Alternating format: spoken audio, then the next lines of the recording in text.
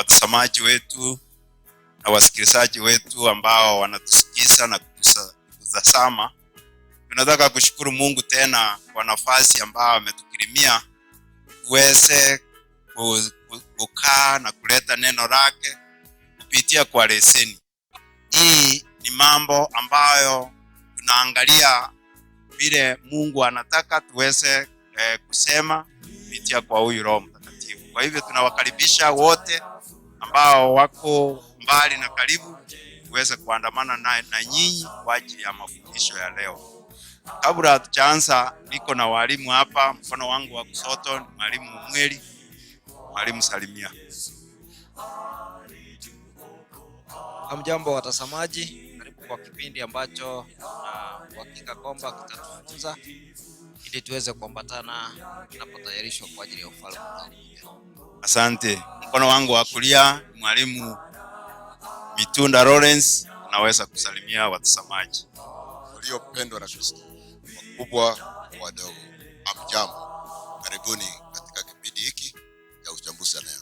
Kwa hivyo mwalimu, tuanzie kwa maombi. Mtakatifu Yesu wetu, tazama tuko miguuni pako katika masaa haya. Uliposema ya kwamba habari hii kafikia ulimwengu wote kwa ajili ya kuandaa kurudi kwako mara ya pili, Bwana, unatumia njia mbalimbali. Na Mungu, leo umeamua kututumia kwa ajili ya kusambaza habari hii kupitia kwa radio na TV, ili Bwana watu yako waweze kusikia habari ya kurudi kwako, wajiandae kwa ajili ya ufalme wako. Bwana, tunaomba ya kwamba habari hii iweze kuanzia pamoja nasi, ili Bwana ifike kwa wengine wale ambao wanaotusikiza. Tupe muda mzuri, na Mungu sauti yako itoke vile ulikuwa umekusudia. Habari hii ipate nafasi kwa wale ambao wanaoisikia. Mungu wetu, mapenzi yako yatendeke, tukiomba yote katika jina la Yesu aliye Bwana na Mwokozi wetu. Amina. Kwa hivyo watazamaji wetu, katika wiki iliyopita tuliangalia ujumbe unaofaa kuenezwa. Na tuliona kwamba ujumbe ambao unafaa kuenezwa ni ule ambao unatoka katika kitabu cha Ufunuo 14 fungu la 6 na 7 kuteremka mpaka 12. Tukaona malaika walikuwa na injili ya milele ambao waliweza kuhubiri kwa mataifa, lugha na taifa na hata kabila, ili habari hii ikaweza kuenea na Yesu akaweza kuwa tayari kwa ajili ya mafuno baada ya malaika hawa kuhubiri injili. Tukapata kwamba malaika sasa ni sisi ambao tunazungumza vile tunaleta habari hii. Tunahitaji wewe mtazamaji, mimi mwenyewe nazungumza na walimu wenzangu, tuweze kupeleka ujumbe huu katika taifa, lugha na kabila, ili neno hili liweze kuingia kila mahali. Yesu aweze kuja, aweze kutupeleka nyumbani. Ndio sababu tulipata katika Ufunuo 1:7 inasema kwamba kila jicho litamuona. Na kila jicho hili ni wale watu ambao watakuwa wamepata ujumbe huu. Wewe unapoupata pia upeleke. Kwa hivyo leo tutaangalia mambo mengine, hatua ya imani. Hilo ndio neno kuu ambao tutaangalia katika mafundisho yetu ya leo kupitia kwa neno la Mungu. Na kitabu kile ambao kitatuongoza, walimu muweze kuwa mko hapo, kitabu cha Isaya.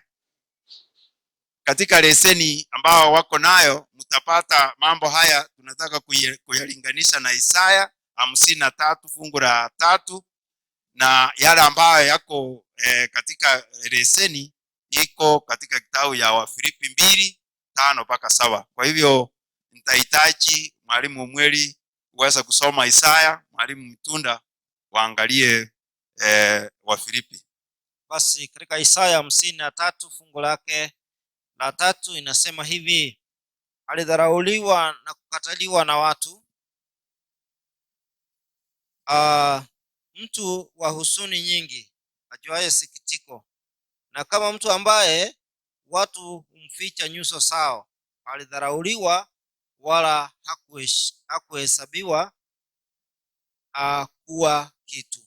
Asante Mwalimu Mitunda, katika fashion yako. Nitasoma katika Wafilipi 2:5-7. Kwa uwezo wa Mungu inasema hivi: wapendwa, muwe na msimamo ule ule aliokuwa nao Kristo Yesu. 6. Yeye kwa asili alikuwa daima Mungu, lakini hakufikiri kwamba kule kuwa sawa na Mungu ni kitu cha kung'ang'ania kwa nguvu. 7. Bali kwa hiari yake mwenyewe aliachilia hayo yote, akajitwalia hali ya mtumishi, akawa sawa na wanadamu. Asante. Akaonekana kama wanadamu. Asante mwalimu. Yes. Asante walimu. Tunaona kwamba tuweze kuwa na nia hiyo hiyo ambayo ilikuwa ndani ya Yesu. Na katika Isaya tunaona kwamba yeye watu hawakumchukua kama mtu, walimdharau. Hata wakasema ni mtu kama sisi, lakini alikuwa ni mwokozi. Na huyu Yesu ndio huyu tunazungumzia, yaani uwe kama yeye. Yeye ni katika Isaya anamzungumzia. Mwalimu, tukiangalia Yohana 1 fungu la 1 na la 2 linasema hapo mwanzo kulikuwako na neno, na neno hili lilikuwa Mungu. Walimu, mnaweza kusema nini? Kwa sababu hili neno ni Yesu. Na Yesu huyu tunaambiwa na Paulo tunahitaji tuwe na nia kama ile ya Yesu. Ni nia gani hii mwalimu mweli tunahitaji tuwe nayo kama ile ilikuwa ndani ya Yesu? Asante mwalimu mwenyekiti. Fundisho la leo ni fundisho la kipekee la kutuweza kuchukua hatua za imani, kwamba Yesu akiwa mbinguni anamtazama mwanadamu ameanguka katika dhambi. Anawacha mambo ya mbinguni, anakuja katika dunia kuja kuweza kutafuta kile ambacho kilichopotea, ambacho ni mimi na mtazamaji wetu, ya kwamba nia iliyokuwa ndani yake Yesu Kristo hakuja kujitafutia utukufu, hakuja kwa mwanadamu hivi ili aweze kuhudumiwa. Nia iliyokuwa ndani yake Yesu Kristo imedhihirika ya kwamba yeye alikuwa ni mnyenyekevu, yeye alikuwa ni mpole. Katika hali zote za historia, ukiangalia katika kitabu hicho cha Isaya, amedhihirishwa kwamba yeye alidharauliwa sana, lakini hakuna wakati ambapo alitaka kuonyesha kwamba yeye ametoka mbinguni. Kwa hivyo tunapoambiwa ya kwamba katika kitabu hicho cha Waebrania ya kwamba tuweze kuwa na nia ile ambayo Yesu Kristo aliyokuwa nayo, ni kuonyesha kwamba je, Yesu alikuwa ni mfano upi kwangu na wewe? Alionyesha mfano bora, akaja kudhihirisha ya kwamba mali na utajiri vilivyokuwa mbinguni havikuwa vya maana sana kuliko mwanadamu aliyekuwa ameanguka ndani ya shimo, na akaja kumtafuta. Kwa hivyo nasi tunaambiwa ya kwamba tuweze kuwa na nia hiyo hiyo ya kutafuta mwanadamu ambao wanaoendelea kusama ndani ya dhambi, tuwalete katika nuru hii iliyo nuru kuu, na kuwatajirisha kwa ajili ya ufalme unaokuja. Mwalimu. Asante mwalimu Mitunda, una kitu ya kuongeza katika nia hiyo hiyo? Asante. Kwa siasa ya Kenya, mwalimu mweli, kumekuwa na hii mtazamo ya kwamba kuna wale ambaye wametokea katika mlango ya utawala. Naam. Wale ambaye wamesaliwa nyumba yao ikiwa namna gani? Ya utawala. Naam. Na kuna wale ambaye wametokea, vile tumesikia naibu rais wetu akisema juzi, kutoka vijijini. Hakuna chochote kisuri kilikuwa kwa hiyo nyumba yao. Naam. Hata hakuna mtu angejua ya kwamba kuna mtu anaweza kutokea mlango huu awe kiongozi. Ndio nataka kusema ya kwamba katika msiamo ya siasa, wale ambaye wanatokea mlango ya nini wanaona kuna privileges nyingi sana wanakuwa naye. Naam. Ya kwamba angalia mtoto wa president, ya kwamba kuna privileges mingi sana ukilinganisha na yule ambaye ametokea katika asola ile ambayo tunaambiwa vijijini. Ya kwamba wapendwa, Yesu ametokea mlango ya ufalme, na yeye ni mfalme wa wafalme. Neno la Mungu linatuambia ya kwamba alipotazama hii yote akaona sio kitu ile ambaye anastahili kujivunia. Naam. Ndio sababu tunaambiwa akajisusa chini ili aweze kuwa katika level ya hasla mtumishi. Wapendwa, ndio sababu tunaambiwa mwalimu Ateka ya kwamba kuwa na nia ile ambaye alikuwa nani? Yesu alikuwa na nia gani? Ya kwamba mafikara mazuri lazima awe amebunikwa katika mafikara ya kwamba chochote kile ambaye ni kizuri lazima kitokee kwa mawazo. Ndio sababu tunaambiwa ya kwamba alikuwa na mawazo gani? Mawazo mazuri. Yeye hakujiona kama kitu, lakini alijiona ya kwamba ili ajisuse, asahau yale makuu yote, kwa sababu yeye ni Mungu. Akaona hiyo sio kitu, ajisuse, kwa sababu ministry yake ilikuwa ni ministry ya kufikia yule ambaye ni wa chini. Njia tu ya kumfikia, wapendwa, ni kutoa yote yale ambaye alikuwa ndani ya Baba, akajisusa, akachukua mwelekeo wa nani? Mfano wa mtumishi. Ndio aweze kumfikia yule ambaye alimfanya akaenda msalabani. Wapendwa, hii ambaye ni wewe na mimi. Ndio sababu tukasema katika fungu la 7, mwalimu, kama unaweza kuniruhusu niseme tu hiyo moja. Bali kwa hiari yake mwenyewe aliachilia hayo yote, akajitwalia hali ya mtumishi, ili aweze kumfikia yule mtu wa chini, ili aweze kufanya nini? Wapende, aweze kuchukua aweze kumwelewa. Ndio sababu nane nasema ya kwamba alijinyenyekeza na kutii mpaka kufa, hata kufa msalabani. Hiyo ndio mambo, wapenda, tunaambiwa mazuri ya kwamba wakati mwingine tunachukua nafasi ambayo tumepewa ya hapa ulimwengu, mpaka tunasahau ya kwamba mtu anapokuangalia mwalimu mweli anakuogopa kwa ile position ambayo amefanya nini. Hakuna mtu anakukaribia, lakini Yesu akaona ya kwamba hiyo yote haina maana, kwa sababu alikuja ili pia yule wa chini aweze kufanya nini? Kumuinua. Asante mwalimu. Kwa hivyo walimu nataka kusema ya kwamba tunapoungana na tabia ile Yesu alikuwa nayo, tutafanya yale Yesu aliweza kufanya. Asante mwalimu, asante walimu. Kwa hivyo tunaona kwamba alijisusa, vile tumeona alijisusa, he humbled himself, akakuja kwa vile tumesema. Kwa hivyo walimu, tunapoangalia mambo, yaani kile ambao tunahitajika kufanya ni hiki, watazamaji wetu na wasikilizaji wetu, tunaona kwamba tunapofuata Yesu, inamaanisha kwamba yeye alitupenda na sisi lazima tupende.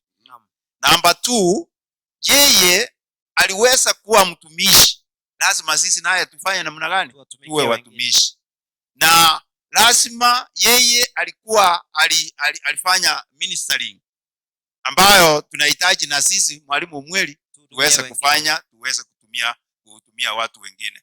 Mwalimu mweli, hii mambo ambao tunaambiwa kwamba wito wa kujitolea katika Mathayo hiyo 4:18 mpaka 20, tunaona mambo ambayo Yesu anaita wanafunzi wake, na akaita Peter ambayo wanafanya uvuvi. Walikuwa wanafanya kazi ya biashara ya samaki. Akawakuta, akawaambia wakuje wao wavuvi wa watu. Unaweza kusema nini kwa sababu ya mambo haya? Na wewe unapoitwa, wakati mwingine unapoitwa uende kazi mahali, do you give excuses? Katika sehemu hii mwalimu, tumeangalia mambo mazuri katika sehemu ya utangulizi, ya kwamba tuweze kuwa na nia ile ambayo iliyokuwa ndani yake Yesu Kristo. Na katika sehemu hii tunaona kuna wito wa kujitolea. Ninapoitwa, mwalimu, umeniuliza kwamba je, huwa najitoa na ninaenda na ninafanya hiyo huduma kulingana na jinsi vile inavyotakikana, vile Yohana na Peter walifanya? Yesu anakutana na wanafunzi, akakutana na Simioni ambaye alimuita Peter, akakutana na Andrew ambaye alikuwa ni ndugu yake, wakifanya kazi yao, na akawaita, akawapatia wito kwamba sasa nahitaji kwamba mje mfanye huduma ya kuweza kusoa samaki ambao ni wanadamu, ambayo kwa akili ya mtu ambaye ni kawaida lazima walikuwa wamuulize Yesu Kristo kwamba sisi kazi yetu tunavua baharini, leo hivi unasema tuje kuvua wanadamu, itawezekanaje? Tuna hizo kamba na nyavu za kuweza kufanya kazi hiyo. Lakini tunaona ya kwamba wito wake Yesu Kristo anapomuita mtu ni mimi kuweza kuchukua hatua ya imani, kwamba yale ambayo ninayoitiwa naye Yesu Kristo ni kazi iliyo nzuri. Na kitu ambacho ni cha ajabu ni kwamba mwalimu Yesu aangalii kisomo cha mtu, aangalii unatoka katika mlango gani, jinsi vile mwalimu Mitunda ametangulia kusema ya kwamba uongozi, ili uwe kiongozi, haangalii kwamba wewe utakuwa kiongozi kwa sababu unatoka katika mlango upi, lakini tunaona ya kwamba mimi niko tayari kujitolea kwenda kufanya hiyo huduma. Mara nyingi mwalimu, unapata ya kwamba wengi tunakataa, tunaona ni kana kwamba ni kazi nzito, na hali ile ambayo tunayoiangalia kwake Yesu Kristo, tunaona yeye mwenyewe alijitoa kwanza, akawa mfano wetu. Kwa hivyo mwalimu, inatupasa sisi tujitoe kama hao wanafunzi walivyojitoa kwenda kuweza kufanya huduma, kuwahudumia wengine na kuwaleta katika mwangaza ulio mkuu wa neno lake Mwenyezi Mungu. Asante mwalimu Mitunda. Unaona kama Yesu aliwaita, he called them, akaita hata Mathayo mtoza ushuru, na Mathayo huyu akakubali, akaitika. Mimi nauliza hivi mwalimu Mitunda, wewe unaweza kuacha kazi yako vile wale waliwacha na wakaweza kuenda kufanya hiyo kazi? Asante, swali mzuri. Ndio sababu tukaanza kusema hivi walimu na watazamaji, ya kwamba chochote kile ambaye kisuri kinaonekana kimeundwa katika mafikara, mawazo, ya kwamba chochote kisuri kile ambaye kinaonekana as action lazima itokea kwa mawazo. Yesu anapoanza kukutumia umweli, hii process sio ya siku moja, inaanzia mbali. Ndio sababu tunaanza ya kwamba hii mwito ya kusema nitakaposikia lazima nimeandaliwa. Ndio sababu tumeyasema kina Mathayo, wale ambao walikuwa tax collectors, hao ni watu walikuwa wamechukiwa kabisa, kwa sababu walikuwa wanasimama huko kwa barabara umweli, wamama wakipeleka mboga sokoni hata ya shilingi 50 lazima wachukue sehemu yao. Naam. Ya kwamba wakawa ni watu ambao wanachukiwa, lakini Yesu akawa wako na kazi aliona ni muhimu kwao, na hiyo ndio ilikuwa hii ministry yao. Hawa jamaa nataka niwaondoe hii kazi ya kusanya hii vitu ambaye wasaidii katika maisha yao ya uokovu, ni waweke katika kazi ile ambayo inatamanika, kazi ile muhimu katika maisha ya Ukristo. Ndio wapendo, mwalimu ukiniruhusu tu nisome Yeremia 16 fungu la 16. Acha mwalimu mweli akusomee. Hata niko hapo tu. Soma tu mweli. Nasoma. Nasema asema Bwana, nitatuma watu kuwaita wavuvi wengi. Nitaita watu kuwaita nani? Wavuvi wengi. Nao watawafua. Na baada ya hayo nitatuma watu kuwaita wawindaji wengi. Nao watawawinda watoke katika kila mlima na kila kilima na pango sa majabali. Pango. Hata kuna wengine mwalimu mweli wako katika pangoni huko. Katika mapango. Wanahitaji wewe na mimi tuweze kufanya nini? Twende tuwaite. Kabla hatujafanya hiyo, tunaambiwa ya kwamba Yesu lazima akuandae. Naam. Na ndio sababu amesema ya kwamba tokeni hapa ndani, mambo ya kuuza samaki hapo omena na vitu vingine. Wapendwa, ina maana katika ufalme wa wapi? Ya mbinguni. Kafaida kala ambao tunapata kidogo, na hiyo ndio tunaangalia, haina maana kwetu. Kwa hivyo tukasema Yesu anakuandaa kwa ajili ya kazi kubwa. Kazi kubwa ile ambayo iko mbele. Ndio sababu tukaambiwa wapendwa, hapa anapotuandaa, I will make you fishers of men. Jesus alikuwa anataka kuandaa hao kina Peter na kina Mathayo na wengine kwa kazi kubwa ya muhimu ya uokovu. Ya kwamba vile wengine walikuwa nauliza Yesu, tunapowacha hii kazi ya samaki tutapata nini? Tutapata nini hapa? Ni vile hata wewe mwili unapotumwa kwa hii kazi wakati mwingine na mwalimu hapa. Mimi najua alikuwa ni driver ya matatu wakati mwingine. Naam. Unapotumwa kazi, unasema hii wiki mzima nitakapoenda kazi ya Mungu unafanya nini? Pesa yangu imeenda hasara. Pesa yangu yote ifanya nini? Imeenda hasara. Kuna mengi yale Mungu ametuandalia kuliko ile ambayo tunatazama hapa karibu hapa. Ndio sababu Yesu alikuwa anawaandaa kwa faida kubwa ya uokovu wao huko mbele kuliko ile kidogo walikuwa wanafanya nini? Wanaokuwa wanatazama. Lakini mwenyekiti ni kwamba wito unapotoka kwake Yesu, wakati mwingine unaweza uliza, mimi hapa Yesu hayupo, nani atakayeniita? Nani atakayenituma? Ni kwamba sauti yake Mungu bado inaita. Inahitaji watu waende waweze kufanya kazi ya kuihubiri injili. Unaweza ihubiri injili kwa namna nyingi sana. Pale sokoni sina nafasi pia ya kuweza kuwahubiria wale ambao niko nao sokoni. Pale mahali ambapo ninapoendesha gari langu, sina nafasi ya kuweza kuwahubiria. Kwa hivyo wito ni mwingi kwa kila mmoja ambaye anaitwa naye Yesu Kristo. Inadepend mwalimu Mitunda na yale macho ambayo ninatazama mambo haya. Nitaona picture kubwa ya yale ambayo yako mbele, ama ninaangalia kafaida hii ya shilingi 2 ya omena, ama niangalie ufalme wa mbinguni. Kwa hivyo ndio hapo mwalimu mwetu tulikuwa tunaambiwa ya kwamba tufae ile ambaye ni nia ya nani? Yake Yesu Kristo. Inaweza kuwa unahubiri yuko kazini, lakini unavaa sura ya wapi? Ya kazi. Ya kazi.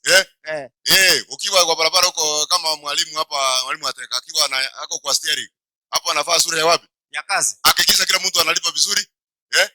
Hiyo ni sura ya nini? Ya kazi. Lakini hiyo sio sura ya Yesu.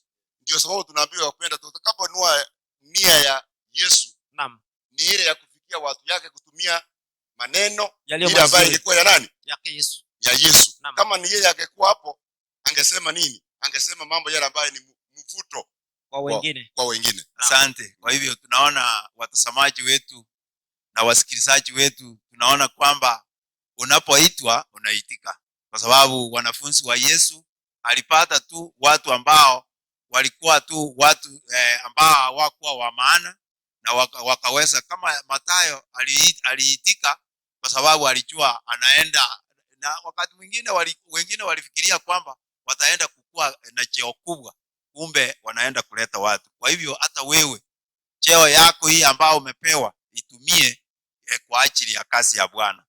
Tuko na Paulo, chombo kiteule cha Mungu, mwalimu Mitunda. Hii katika Matendo ya Mitume mlango wa 9 tunakutana na mtu ambaye alikuwa shujaa sana kwa ajili ya kupiga Wakristo anapotumwa.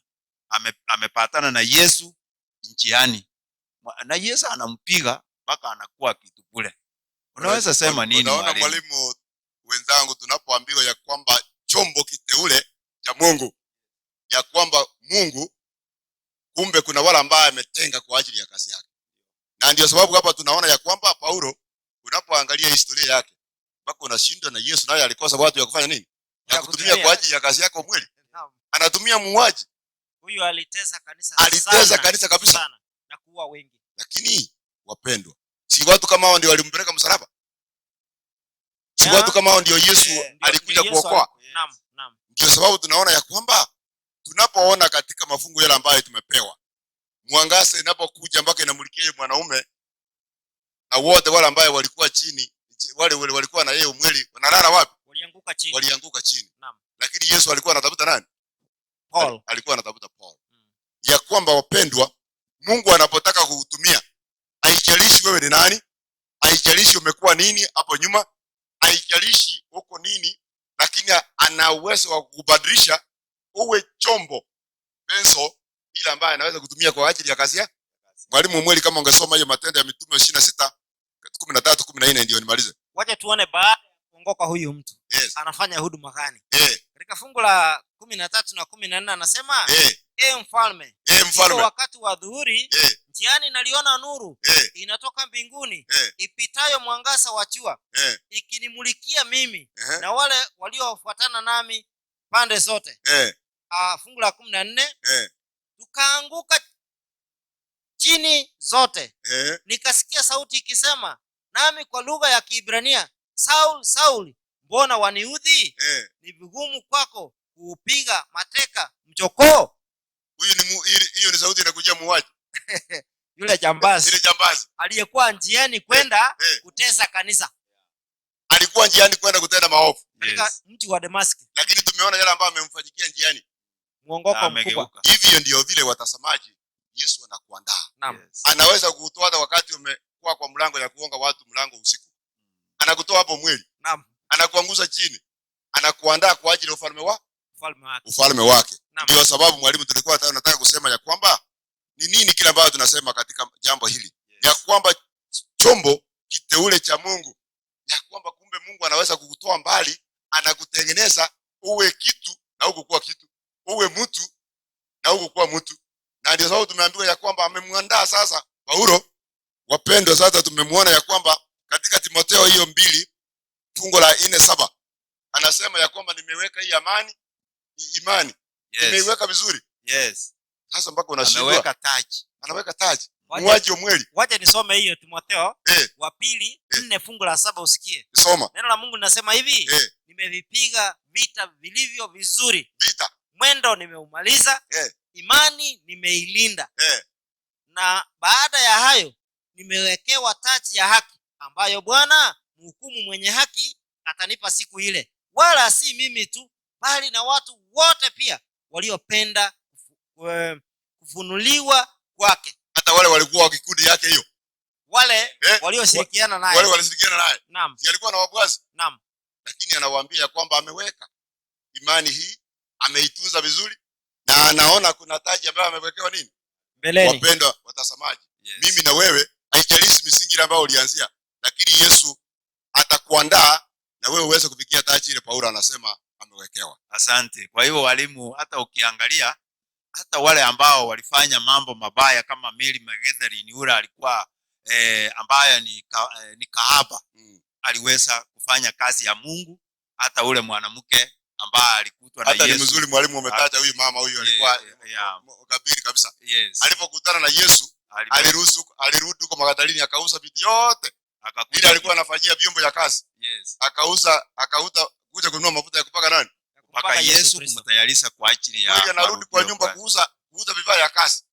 Mwalimu, mambo haya tunapoyaangalia ina fundisho kubwa sana kwamba wala ambao waliochaguliwa kama Paulo anapoitwa chombo kiteule, chombo kiteule, na tukiangalia historia yake, tabia yake na yale aliyolitendea kanisa, Mary Magdalene huyu tunapomwangalia, wala ambao tuliowaangalia fundisho lingine kwamba tuliona watu waliokuwa wamepagawa na mapepo wanafanya mambo ya ajabu, wao ndio Yesu aliwaongoa akawafanya kuwa vyombo viteule kuweza kupasa sauti yake, kuwafundisha watu wengi na kuwatayarisha wengi kwa ajili ya ufalme. Kwa hivyo ni nani mimi ambaye nisiyeweza kutumika?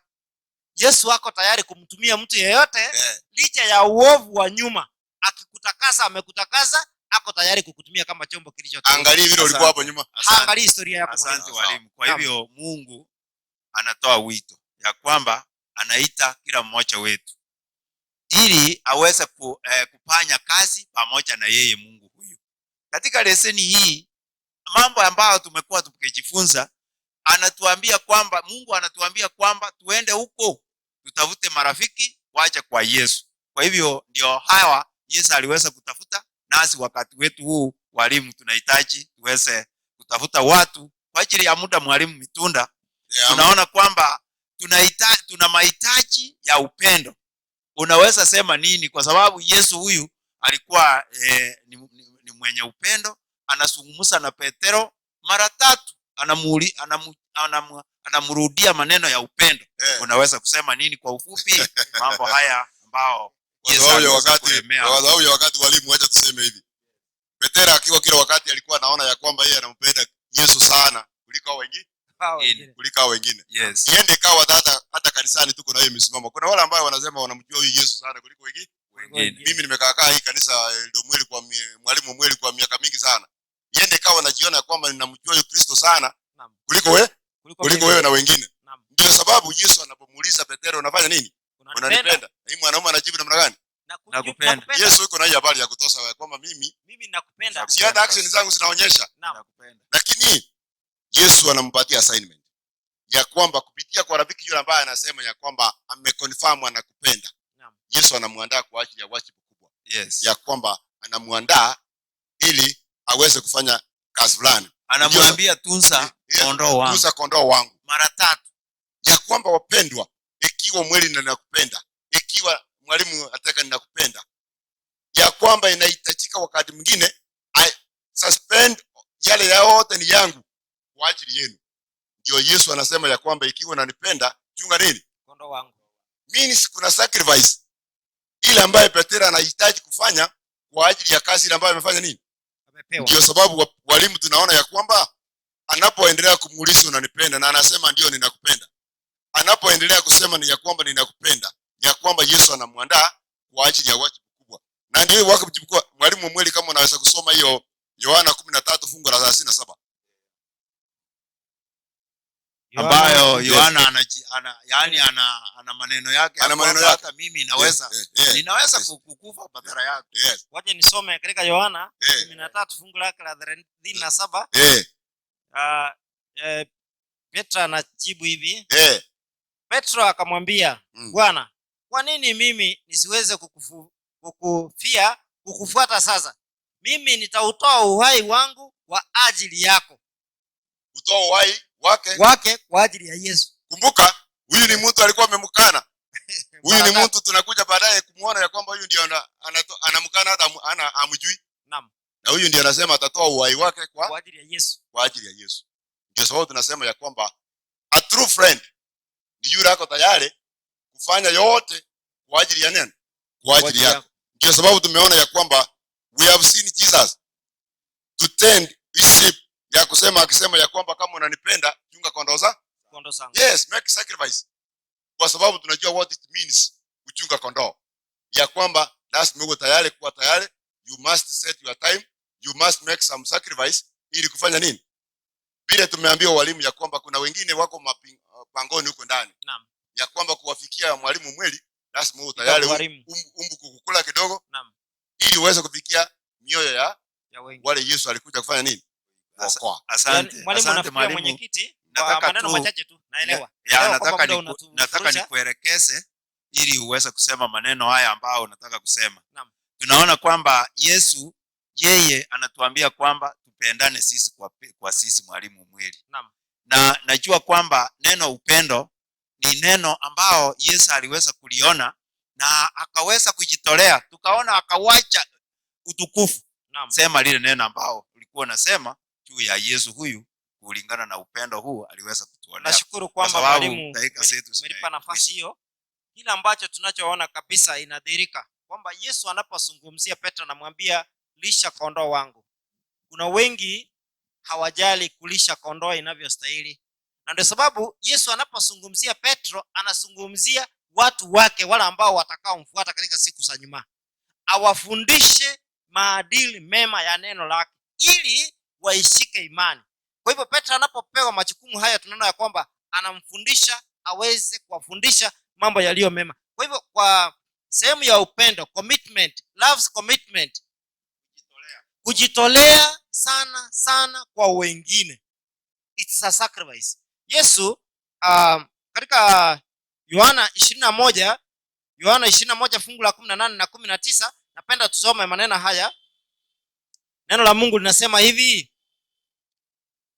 21 fungu lake la 18 inasema hivi, akasema, amini amini nakwambia, wakati ulipokuwa kijana ulikuwa ukijifunga mwenyewe na kwenda utakako, lakini utakapokuwa mzee utainyosha mikono yako na mwingine atakufunga na kukuchukua usikotaka. Fungu la 19 akasema neno hilo kwa kuonyesha ni kwa mauti gani atakayomtukuza Mungu. Naye akiisha kusema hayo akamwambia nifuate. Tunaangalia tunaona ya kwamba Yesu Kristo alimzungumzia Petro akimuuliza, je, Petro wanipenda? Je, wanipenda? Petro mpaka akaudhika moyo wake ya kwamba mbona unaniuliza mambo haya mara kwa mara?